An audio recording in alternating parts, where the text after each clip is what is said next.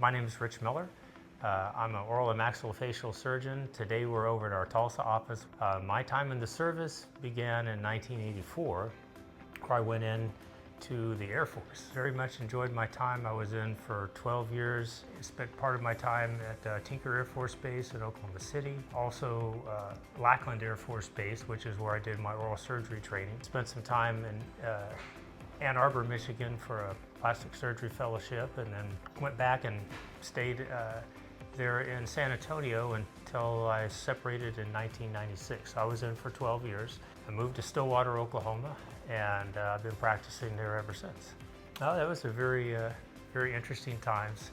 You know, I'm kind of that generation that is kind of in between wars.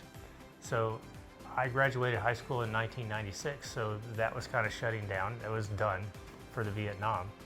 And I got out in 1996.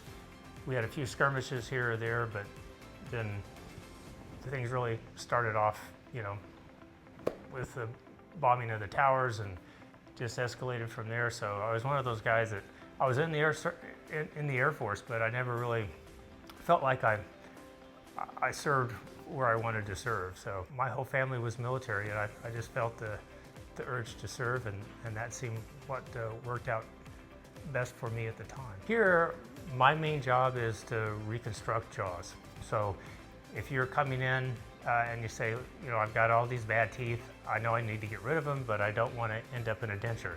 My parents had dentures, they hated them, I don't want that for myself. Or if you've been in dentures and you say, I can't eat with them. They're great for smiling, but I have to take them out to eat. So what we do is we place dental implants in the bone, and we put new teeth on top of them. And we are able to do that in a single day. So there is some pre-op workup. So they may come in with no teeth, or they may come in with horrible teeth, but they leave with brand new teeth and a brand new smile that day.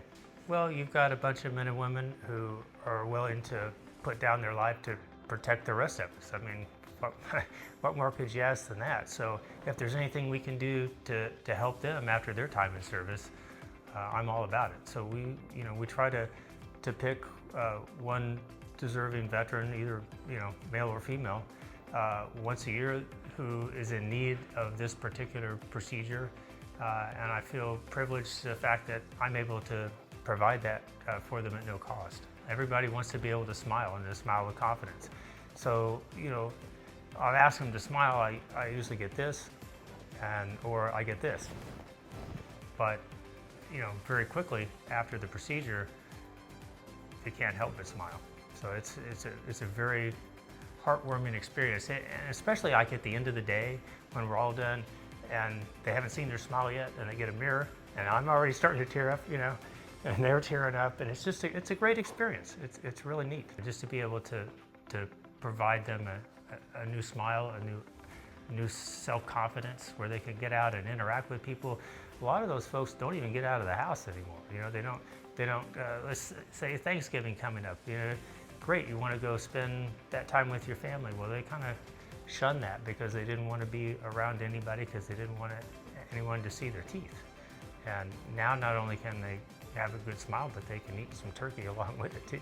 And I feel lucky that we can provide that for them. I felt really privileged to get hooked up with Soldier's Wish, because I'm looking for an organization that can provide the people we're looking for to be able to treat them. Kind of hard to just walk the streets, find a veteran that needs this particular thing done. Not to say you couldn't do it, but it sure makes our job easier.